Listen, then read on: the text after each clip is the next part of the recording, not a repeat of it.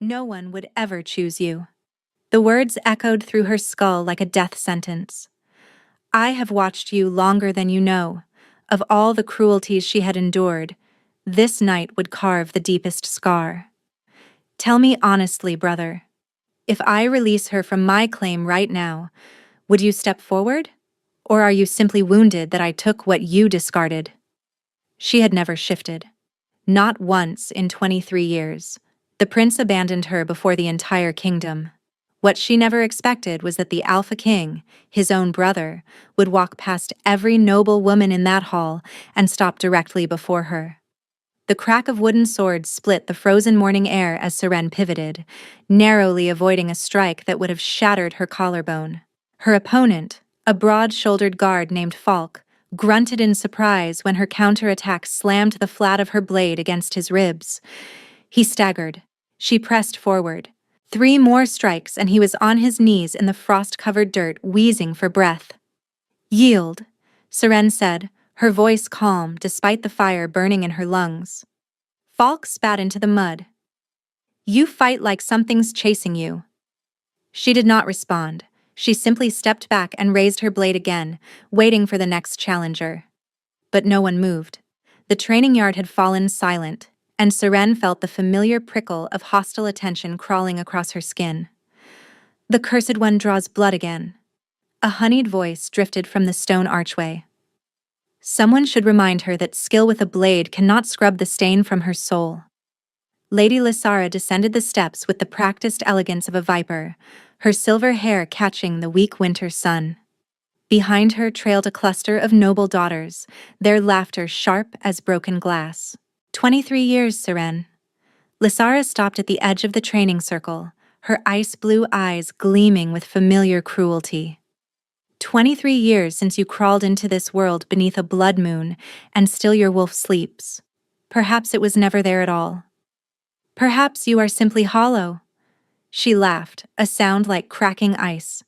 No one would ever choose you. You know that, don't you? The words landed like a blade between Serene's ribs. Hollow. It was what they had called her since childhood. Born under the crimson moon, a sign of calamity, her wolf had never stirred. Not a whisper. Not a flicker.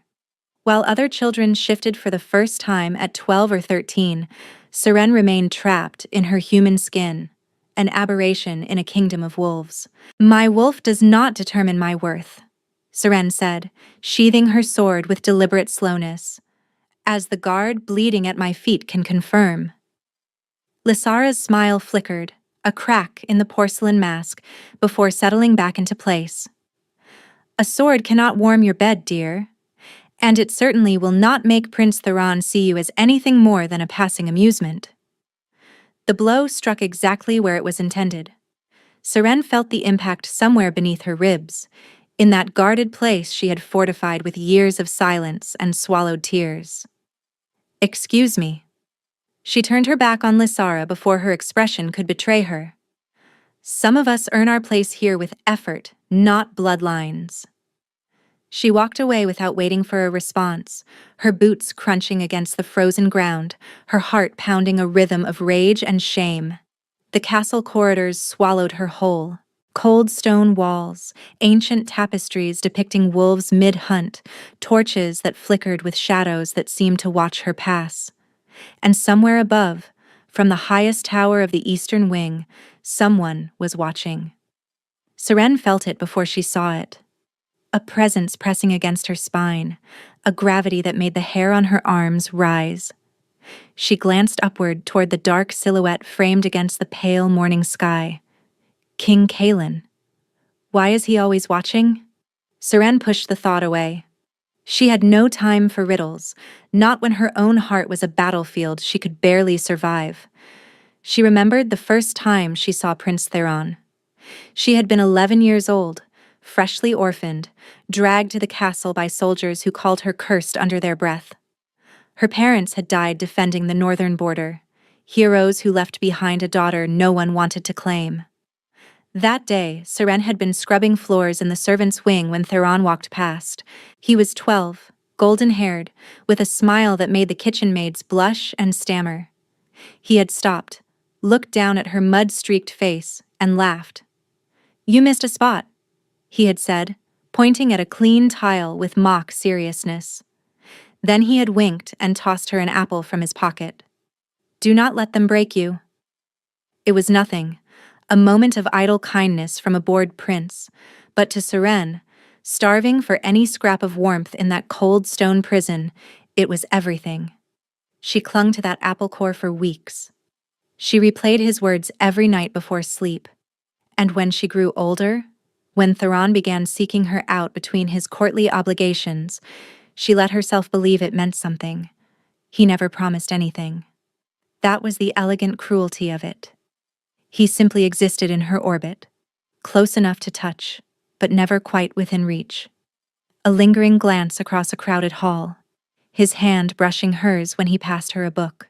Whispered conversations in the garden where he told her she was different from the others. Special. "You see me," he said once, his breath warm against her ear during a winter festival. "Not the crown. Just me." And Seren, foolish Seren, had believed him. She believed him when he disappeared for weeks with noble daughters and returned without explanation. She believed him when he danced with Lysara at the autumn ball, but found Seren afterward to tell her the dance meant nothing. She believed him because the alternative was admitting she had wasted 12 years loving a man who collected hearts like trophies. Crumbs. She had survived on crumbs, convincing herself they would someday become a feast.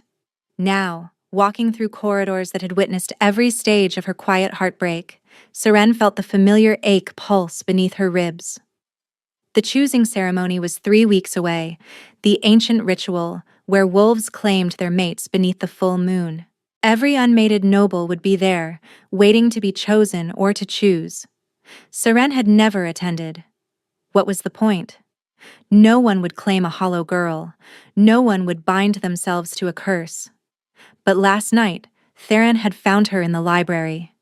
His eyes were bright with wine and something else. Something that made her foolish heart stutter. 3 weeks, he had whispered, tucking a strand of hair behind her ear. Everything changes in 3 weeks. He had left before she could ask what he meant.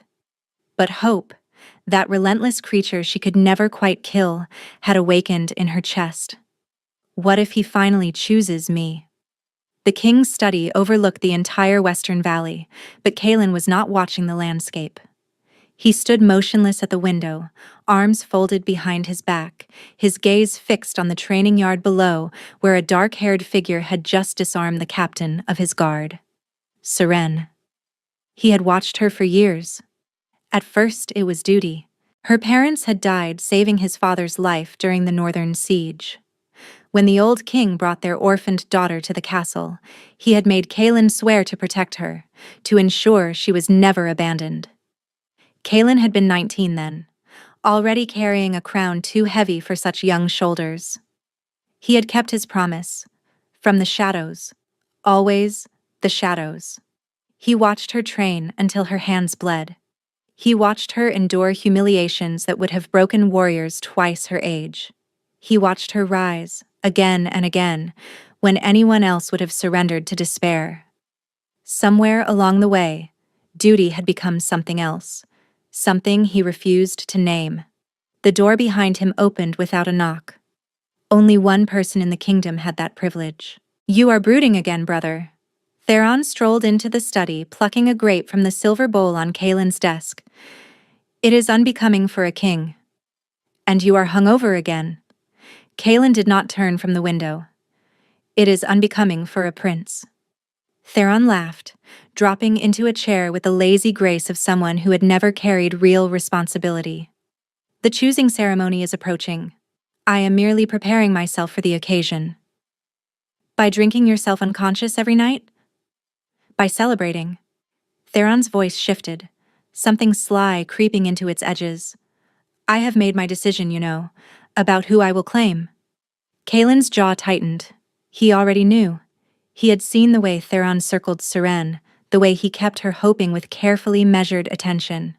And he had seen the pattern before, with other women Theron had grown bored of once the chase ended. "Have you?" Kaelin said flatly. You disapprove? The king finally turned, his gray eyes unreadable. I think you do not know your own mind. Theron's smile faltered for just a moment. We shall see, brother.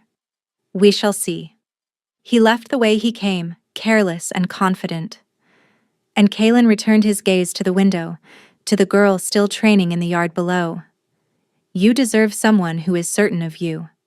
But it was not his place to say. The great hall of Valdros had never looked more magnificent. Crystal chandeliers hung from vaulted ceilings, their light fracturing into 1,000 rainbows that danced across marble floors. Silver banners bearing the royal crest rippled in the warmth, rising from braziers positioned along the walls. Musicians played from the upper gallery, their melodies weaving through the hum of conversation and clinking glasses. The moon fireball was the traditional prelude to the choosing ceremony, a celebration where unmated wolves displayed themselves like jewels waiting to be claimed. Every noble family in the kingdom had sent their daughters, draped in silks and glittering with ambition. Seren felt like a crow among peacocks. Her dress was borrowed, a deep midnight blue that Mira, one of the kitchen servants who had always been kind to her, had altered from a cast-off. It was simple compared to the elaborate gowns surrounding her, but it fit well. And when Seren had looked in the mirror earlier, she had almost not recognized herself. You look like you are waiting for execution. A dry voice cut through her thoughts. Seren turned to find a young woman standing beside her, unremarkable in appearance, but with eyes that missed nothing. She held 2 glasses of wine and offered one to Seren without asking if she wanted it. Orena, the woman introduced herself. Distant cousin to someone important enough that I received an invitation, insignificant enough that no one remembers my name. I find it gives me excellent opportunities to observe. And what have you observed? Seren asked, accepting the glass but not drinking. That you have been staring at Prince Theron for the past 20 minutes. Orena tilted her head, studying Seren with unsettling directness. And that he has been staring at you. Serene's heart stumbled. She looked across the hall to where Theron stood among a cluster of nobles, his golden hair catching the chandelier light, his smile easy and practiced. But even as a young duchess leaned close to whisper something in his ear, his gaze drifted past her. To Seren. Their eyes met across the crowded room and Theron smiled. Not his public smile, the one he wore like armor. A different smile. Softer. Just for her. Before Seren could react, Theron was moving through the crowd, leaving confused nobles in his wake. He stopped before her, and the nearby conversations died as people turned to watch. Dance with me, he said, extending his hand. Seren felt every stare in the hall pressing against her skin. She saw Lysara's face twist with poorly concealed fury. She heard the whispers beginning, poison wrapped in curiosity. She took his hand anyway. The crowd parted as Theron led her to the center of the floor. The musicians shifted to a slower melody, and then she was in his arms, moving through steps she had practiced alone in her chambers for years, dreaming of exactly this moment. They are all watching, she whispered. Let them. Theron pulled her closer, his hand warm against the small of her back. I want them to see. Why? He leaned down, his lips brushing her ear. Because in 2 weeks, I am going to claim you in front of all of them. The world stopped. Seren's feet continued moving, her body following the rhythm of the dance. But her mind had frozen completely. She pulled back to look at his face, searching for the joke, the cruelty, the inevitable retraction. She found only certainty. You cannot be serious, she breathed. I have never been more serious. Theron's hand tightened on hers. I know I have made you wait. I know I have not always been what you deserved, but I am ready now, Seren. I choose you. Tears burned behind her eyes. 12 years of longing, of hoping, of convincing herself she was foolish to dream. And now, finally. I will announce it formally next week, Theron continued. But I wanted you to know first. I wanted tonight to be ours. The music swelled. Seren let herself be swept along, let herself believe. Let the joy she had denied herself for so long finally crack through her defenses. She did not notice King Kalen watching from the shadows near the throne. She did not see the expression on his face, something between resignation and quiet devastation. And she did not see the ornate carriage pulling through the castle gates at that very moment, bearing a passenger whose arrival would change everything. Lady Ravenna Ashford arrived at Valdros like a storm wrapped in silk.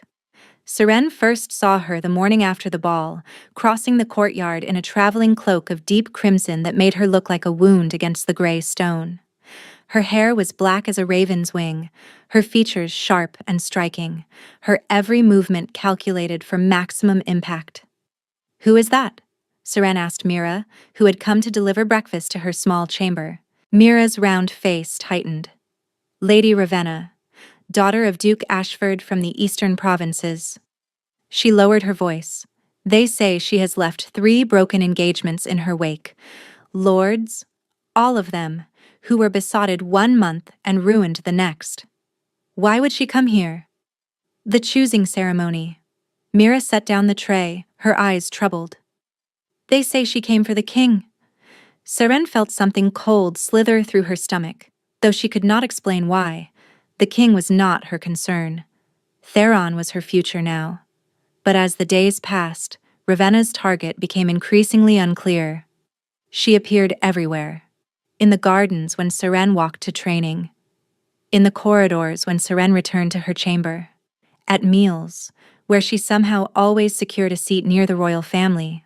Her laugh rang through the halls, musical and practiced, and her eyes, pale green like sea glass, tracked everything with predatory patience. And she had noticed Theron. Serene watched from her place at the lower tables as Ravenna leaned close to whisper something that made the prince throw his head back in laughter. She watched Ravenna's delicate fingers rest on Theron's arm, watched him lean into the touch instead of pulling away. "She is very good." Orenna materialized beside her, as she always seemed to do. Notice how she never approaches him directly. She lets him come to her, then makes him feel like he is the one pursuing. "He promised me," Seren said, hating how small her voice sounded. "Men promise many things." Orenna's tone held no cruelty, only weary truth. "It is what they do when tested that matters." That night, Seren found herself walking past the royal gardens. She told herself it was coincidence. She told herself she was not looking for Theron. Then she heard his voice. "Cannot simply ignore her," Theron was saying, his tone strained. "She is the daughter of Duke Ashford. The alliance alone." "The alliance is irrelevant." King Kalen's voice cut through the darkness, cold and sharp. "You made a promise. I made a suggestion. Nothing has been formally announced." Silence. Heavy, damning silence. "She has waited 12 years for you." Kalen's voice dropped lower, but Seren caught every word. 12 years of loyalty while you entertained yourself with others. And now, a week before you are meant to claim her, you are already calculating escape routes. "I am not." "Do not lie to me, Theron. I know you better than you know yourself." Footsteps approached. Seren stumbled back from the door just as they faded into another direction, and she was left alone with the ruins of everything she had believed. Seren did not sleep that night. She lay in her narrow bed, staring at the ceiling, replaying every word until they lost all meaning. By dawn, her eyes were dry and burning, but she forced herself to rise, to dress, to walk to the training yard as she always did. Routine was armor. Discipline was survival. She was halfway through her morning drills when she felt him approach. "You are dropping your shoulder on the backswing." Seren spun, sword raised, and found King Kalen standing at the edge of the yard. He was dressed simply, dark leather and practical boots, his gray eyes watching her with an intensity that made her skin prickle. "Your Majesty?" She lowered her blade, dipping into a hasty bow. "I did not hear you approach." "You were distracted." He stepped into the training circle, his movements fluid despite his size. "Your form suffers when your mind is elsewhere." Saren tightened her grip on the sword. I am fine. You are lying. No accusation in his voice, only quiet certainty. You heard our conversation in the garden last night. The blood drained from her face. I did not mean to. I know. Kaelin stopped a few feet away, close enough that she could smell pine and leather and something darker beneath, like a storm gathering on the horizon. I also know my brother has given you reason to doubt. He explained nothing. The words escaped before she could stop them, raw with the hurt she had been swallowing all night. No, he would not. Kaelin's jaw tightened. Theron has never been good at facing consequences. He makes promises in the heat of a moment and retreats when reality arrives. Why are you telling me this? For a long moment the king did not answer. His eyes searched her face as though looking for something he was afraid to find. Because you deserve honesty, he finally said. Because you have spent years being fed half-truths and empty gestures, and I cannot stand to watch it continue. Seren felt her chest constrict. He said he would claim me. He said many things. Kaelin's voice softened, and somehow that was worse than coldness. The question is whether he will stand by them when it matters. You think he will not? The silence was answer enough. Seren looked away, blinking against the heat building behind her eyes. She would not cry. Not here. Not in front of him. You are stronger than you know. Kaelin's voice was barely above a whisper now. Whatever happens, remember that. You have survived every cruelty this castle has offered. You will survive this too. He turned to leave, then paused. Seren. Her name in his mouth sounded different than she had ever heard it. Heavier. More careful. You deserve someone who is certain of you. Not someone who wavers when a shinier option appears. Then he was gone, leaving her alone in the frozen training yard with his words echoing in her skull. Someone who is certain. She thought of Theron's easy promises and Kaelin's steady presence. And for the first time she was not sure which one she should believe. The night of the choosing ceremony arrived beneath a moon so full it turned the world to silver. The great hall had been transformed. The chandeliers were dimmed, replaced by hundreds of floating candles that cast dancing shadows across ancient stone. The sacred circle was drawn at the center of the floor in powdered moonstone, its runes pulsing with an otherworldly light that made Seren's skin hum. She stood at the edge of the crowd, her heart hammering against her ribs. The dress she wore was white, trimmed with silver, borrowed again from Mira, who had stayed up 3 nights altering it. Her dark hair was braided and pinned with small crystals that caught the candlelight. She looked, for perhaps the first time in her life, like she belonged among the nobility. But inside, she was fracturing. Theron had not spoken to her in 4 days. He had not sought her out, not sent word, and not even met her eyes across the dining hall. Every time she glimpsed him, Ravenna was nearby, her pale green gaze flickering to Seren with quiet triumph. He will come. Seren whispered the words like a prayer. He promised. The ceremony began.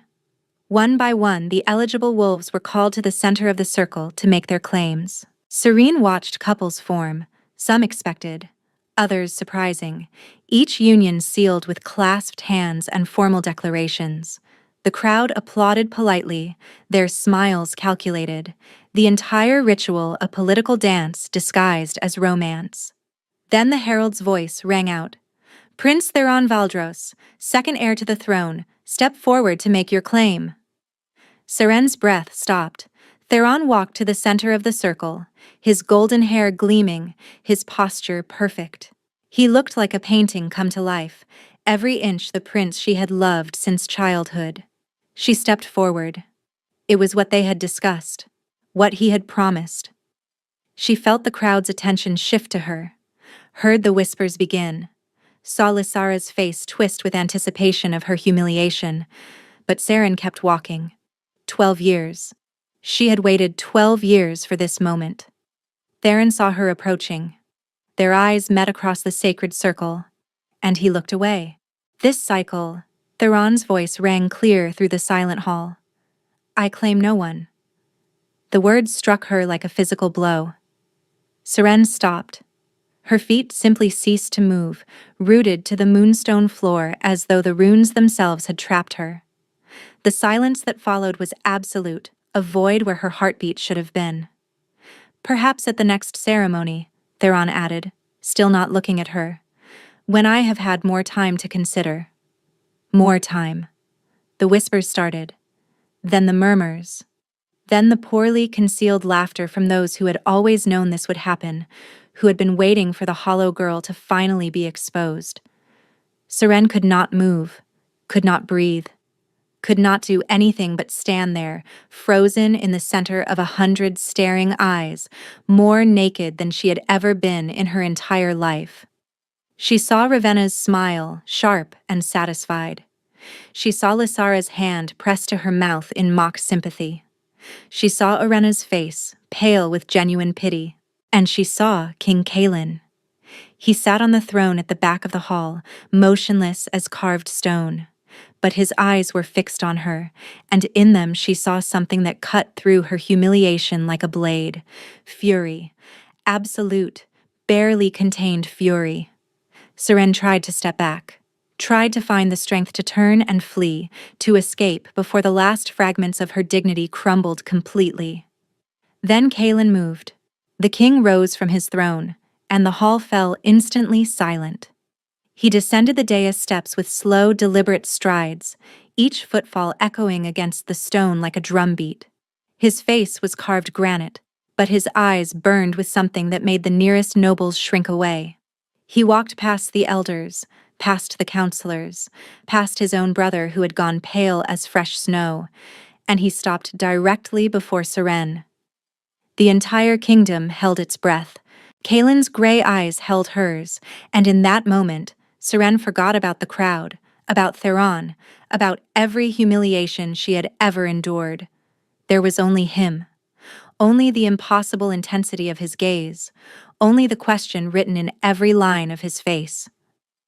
"My brother," Kaelin said, his voice carrying through the hall without effort, "has proven himself unworthy of the claim he promised." Gasps rippled through the crowd. Theron made a strangled sound of protest, but Kaelin did not acknowledge him. But a promise was made to this woman. The king's voice hardened to steel. A promise that she would not be abandoned, that she would be protected. "That debt falls to me now." He extended his hand, palm upward, fingers open. An offering, not a demand, a Seren. Her name in his mouth was a vow. "I claim you, not out of pity, not out of duty, but because you have earned more respect than anyone in this hall, and I will not allow you to stand here in shame for one moment longer." The silence shattered into chaos. Elders surged to their feet, robes billowing with outrage. Nobles erupted into frantic whispers. Somewhere, a woman screamed, whether in shock or fury, Seren could not tell. But she heard none of it. She stared at Kaelin's outstretched hand, her mind reeling, her heart pounding a rhythm she did not recognize. This was impossible. The king, claiming her? The hollow girl, the cursed one, the aberration who had never shifted? Why? The word escaped as barely a whisper. "Because you deserve someone who is certain." Kaelin's voice dropped low, meant only for her.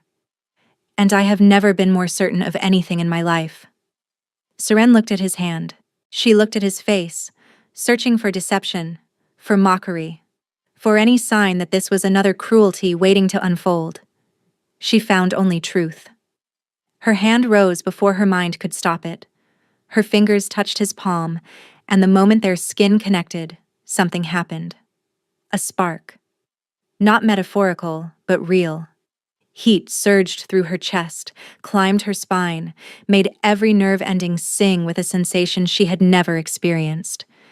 Deep inside her, in that hollow place she had carried her entire life, something stirred.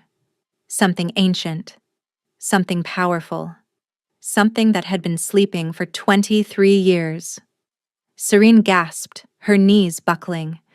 Kaelin caught her instantly, his arm wrapping around her waist, steadying her against his chest. "I have you," he murmured. "I have you." The hall had descended into pandemonium, but Kalen ignored it all. He turned to face the crowd, positioning himself between Seren and the sea of hostile faces. "The claim is made." His voice cut through the chaos like a blade. "Witnessed by the sacred circle, bound by ancestral law. Anyone who challenges it challenges me." No one spoke. Elder Mordecai, the oldest of the council, stepped forward with trembling fury. "Your Majesty, this is unprecedented. The girl has no wolf. She cannot. She is mine." Kalen's tone allowed no argument. "And I am the king. This discussion is over." He turned back to Seren, and his expression softened in a way she had never seen. "Come," he said quietly. "You do not need to remain here."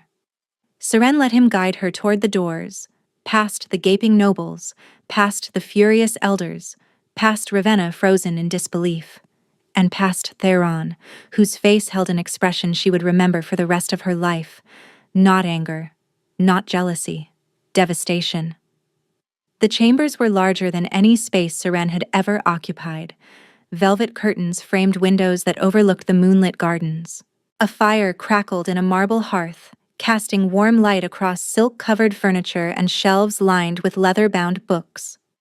Through an arched doorway, she glimpsed a bed large enough for 4 people, draped in fabrics that probably cost more than everything she had ever owned combined. "These are the consort's chambers," Kalen said, standing near the door as though afraid to venture further. "You will stay here." Seren turned in a slow circle, trying to process the enormity of what had happened. An hour ago, she had been a nobody, a hollow girl about to be publicly discarded. Now she stood in the Queen's chambers, claimed by the king himself. "I do not understand," she said, her voice cracking. "Why did you do this?" Kalen was silent for a long moment. The firelight carved shadows across his face, making him look older, wearier than his years. "Your parents saved my father's life," he finally said. "When they died, he made me swear to protect you, to ensure you were never abandoned." He paused, something flickering in his gray eyes. "But that is not the only reason." "Then what?" "I have watched you for 12 years, Seren." The words came slowly, as though each one cost him something. "I watched you fall and rise. I watched you endure cruelties that would have broken anyone else. I watched you become the strongest person in this castle while everyone around you saw only your weakness." He took a step toward her, then stopped, as though catching himself. "Tonight, when I saw you standing there, when I saw what my brother had done, something inside me refused to allow it. I could not let you be destroyed by his cowardice. Not when—" He stopped abruptly. "Not when what?" Seren pressed. Kalen's jaw tightened. "Get some rest. Tomorrow will be difficult. The council will demand explanations, and there will be consequences to navigate." He turned toward the door, but Seren's voice stopped him. "You felt it too." It was not a question. "When our hands touched, you felt something." The king stood motionless, his back to her, his shoulders rigid with tension. "Yes," he said quietly. "I felt it." Then he was gone, leaving Seren alone with questions she did not know how to answer. Dawn had barely broken when the shouting began. Seren heard it through the walls of her new chambers, muffled but unmistakable. 2 voices, both male, both furious. She crept toward the door and pressed her ear to the wood, catching fragments that grew clearer as the argument intensified. "She had no right.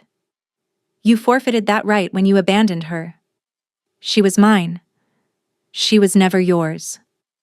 Kalen's voice, cold as winter steel. "You kept her hoping for 12 years without ever intending to follow through. That is not love, Theron. That is cruelty." "And what you did was better?" Theron's voice cracked with rage. "Swooping in like some savior, claiming her in front of everyone? You humiliated me. You humiliated yourself." A pause, heavy with contempt. And you humiliated her. I simply refused to let it stand. You wanted her. Theron's accusation rang through the corridor. Admit it. You have wanted her for years, watching from your tower like some lovesick.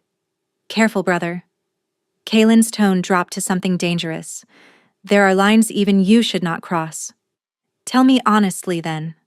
Theron's voice turned bitter, mocking. If I release her from my claim right now, oh wait, I never made one.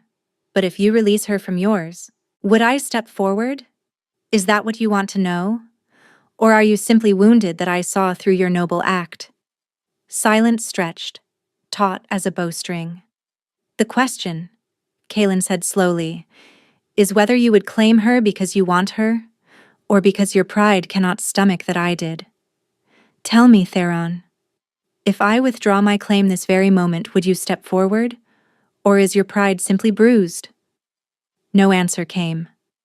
That is what I thought. Footsteps approached the door. She deserves someone certain. You have never been certain of anything in your life except your own reflection. The door handle turned. Seren stumbled backward just as it swung open.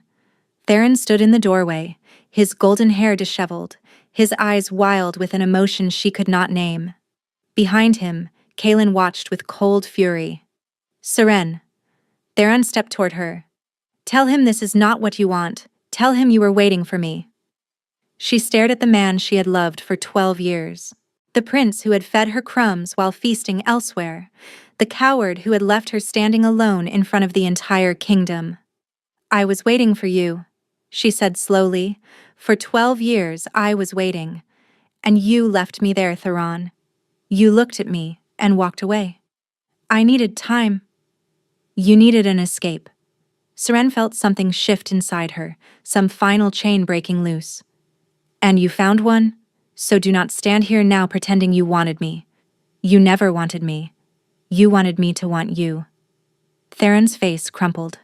For a moment he looked like the boy who had tossed her an apple all those years ago, lost and uncertain. Then his expression hardened. You will regret this, he said. Both of you. He stormed past Kaelin, disappearing down the corridor. The king watched him go, then turned to Seren. Are you all right? She was trembling, she realized, her whole body shaking with the aftermath of finally saying what she had swallowed for over a decade. I think so, she whispered. I think I finally am. The weeks that followed were unlike anything Seren had ever experienced. She attended council meetings at Kaelin's side, silent but present, watching how he navigated the treacherous waters of politics with patience and precision. She took meals at the royal table, enduring the barely concealed hostility of nobles who resented her elevation. She trained in the yard each morning, her skills sharper than ever now that she had something besides heartbreak fueling her blade. And through it all, Kaelin was there, not hovering, not controlling, simply present. A steady warmth at the edge of her awareness, always close enough to reach if she needed him. He asked nothing of her, made no demands on her time or her body. When evening came, he walked her to her chambers, bid her good night at the door, and retreated to his own rooms with the discipline of a man who had learned to want without taking. It was driving Seren slowly insane. You are staring again, Orenna observed one afternoon. They sat in the library, books spread before them, though neither had turned a page in an hour. I am not staring. You are staring at the door he walked through 10 minutes ago. Orenna's lips twitched. You have been doing it constantly since the ceremony. Seren felt heat climb her cheeks. I do not know what I feel. Yes, you do. Orenna closed her book. You are simply afraid to admit it because your heart was broken so recently. But Seren, the way that man looks at you, how does he look at me? Like you are the answer to a question he has been asking his entire life. That night, Seren could not sleep. She paced her chambers until the candles burned low, then found herself walking the corridors, her feet carrying her without conscious direction. When she stopped, she stood before Kaelin's study. Light flickered beneath the door. She knocked before she could stop herself. Enter. Kalen sat at his desk, papers spread before him, dark circles beneath his gray eyes. He looked up when she entered, and something in his expression shifted, softened, before he could control it. Seren? Is something wrong? I cannot sleep. She closed the door behind her. I cannot stop thinking. About what? About you. The words escaped before she could catch them. About why you really claimed me. About what you are not saying. Kalen set down his quill slowly. He rose from his chair, moving around the desk until he stood before her. I have told you. You have told me about duty. About promises to your father. Seren stepped closer, close enough to catch his scent, pine and leather and that hint of storm she remembered from the training yard.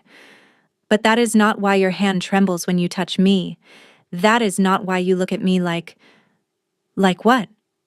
Like I am something precious. Her voice dropped to a whisper.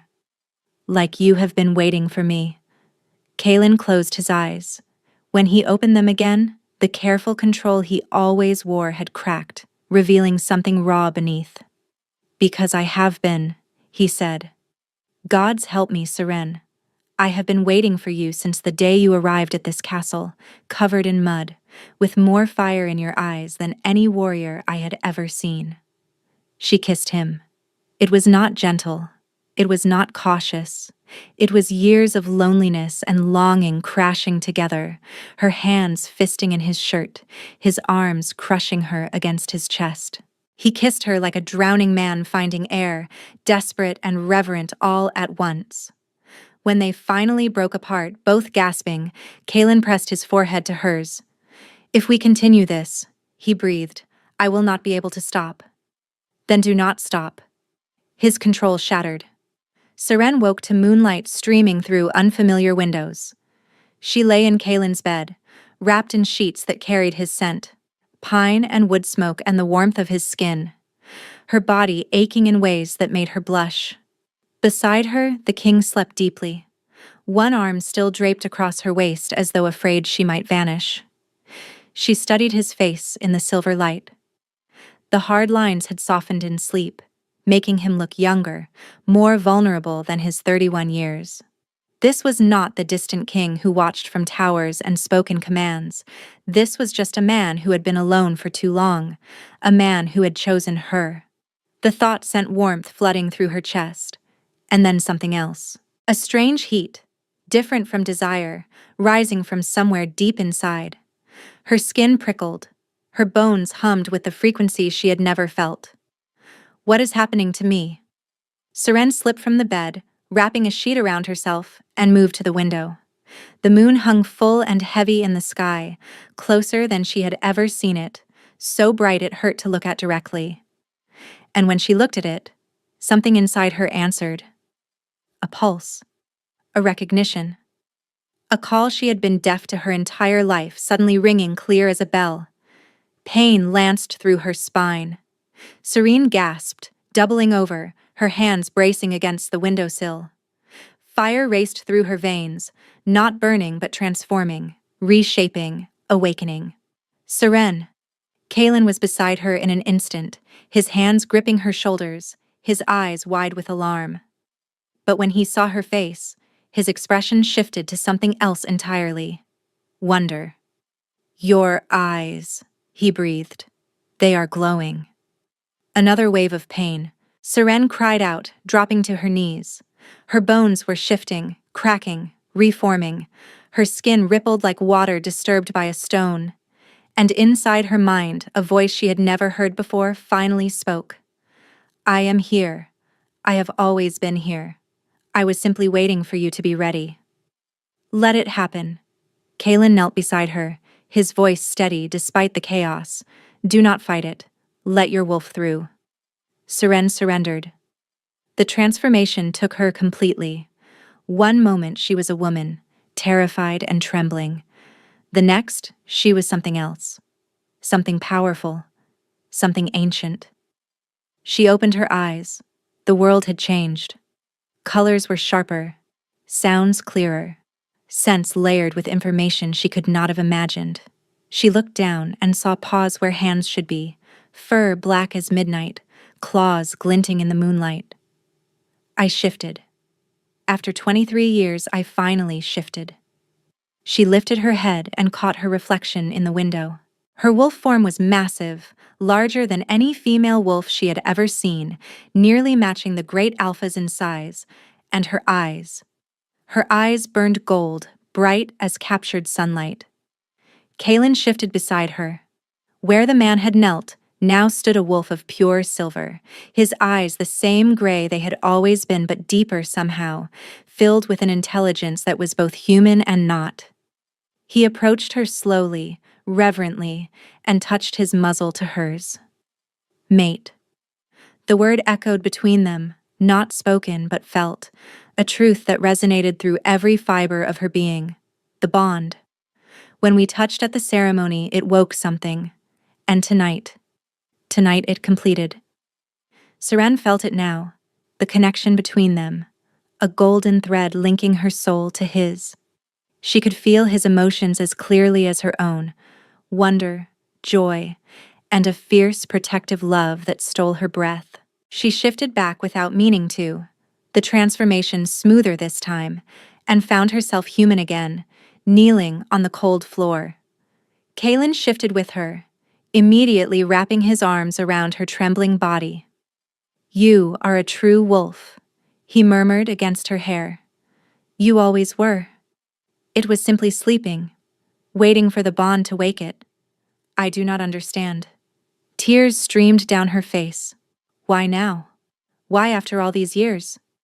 Kaelin pulled back to look at her, and his gray eyes shone with something like reverence. Some wolves need their mate to awaken fully. His thumb brushed the tears from her cheek. "Your wolf was not absent, Seren. She was waiting. Waiting for me. Waiting for this." Seren laughed, a broken sound halfway between joy and disbelief. All those years they called me hollow, and I was just waiting for your other half. Kaelin kissed her forehead. "And now, you never have to wait again." The council chamber fell silent when Seren entered at Kaelin's side. She wore black and silver now, the king's colors, her dark hair swept back to reveal the mark that had appeared on her neck overnight. A crescent moon, the symbol of a completed mate bond, visible for all to see. Elder Mordecai rose from his seat, his face already twisting with prepared objections. "Your Majesty, the council has concerns regarding..." "The council's concerns are noted and dismissed." Kaelin guided Seren to the chair beside his throne, a seat that had sat empty for a decade. "My mate has something to show you." Seren stood before them, the same men who had spent years dismissing her, the same nobles who had wagered on her failure, and the same elders who had declared her unworthy of their king. She let the shift take her. It was easier now, almost effortless. One breath she was human, the next she stood before them in her wolf form, midnight black and massive, her golden eyes sweeping across their stunned faces. The silence was absolute. Then old Varen, the keeper of bloodline records, stumbled forward, his ancient face drained of color. He fell to his knees, not in a bow, but in shock. "Impossible," he whispered. "The gold eyes, the size, the mark." His voice cracked. "She carries the blood of the first pack." Chaos erupted. Seren shifted back, and Kaelin's hand found hers immediately, anchoring her as the room dissolved into frantic whispers. The first pack was legend, the original wolves from whom all bloodlines descended. Their line had supposedly died out centuries ago, but their blood had survived. Dormant, waiting in a girl everyone had called cursed. One by one, the council members rose, and one by one, they bowed. Elder Mordecai was last, his face a mask of barely contained fury, but even he could not deny what stood before him. He bent his head in submission. Seren looked out at the bowing nobles, at the people who had spent her entire life making her feel worthless. She waited for triumph, for vindication, for the satisfaction of proving them all wrong. Instead, she felt only peace. "I did not ask for your respect," she said, her voice carrying through the chamber. "I earned it. Every fall in the training yard, every insult I swallowed, every night I refused to let this castle break me. I earned it long before my wolf woke. You simply were not paying attention." She turned to Kaelin, and the look on his face made her heart stutter. Pride. Love. The absolute certainty she had craved her entire life. "I see you," he murmured, echoing words she had once believed from another man. But from Kaelin, they were not empty promises. They were truth. "I have always seen you." Seren smiled, the first real smile she had worn in longer than she could remember. Behind them, through the chamber windows, the morning sun broke over the mountains of Valdros, painting the world in gold. And somewhere in the castle, she knew, Theron watched from his window, understanding finally what he had thrown away. But Seren did not spare him a single thought. She had spent 12 years waiting for someone to choose her. Now she had chosen herself. And she had found someone who had been choosing her all along.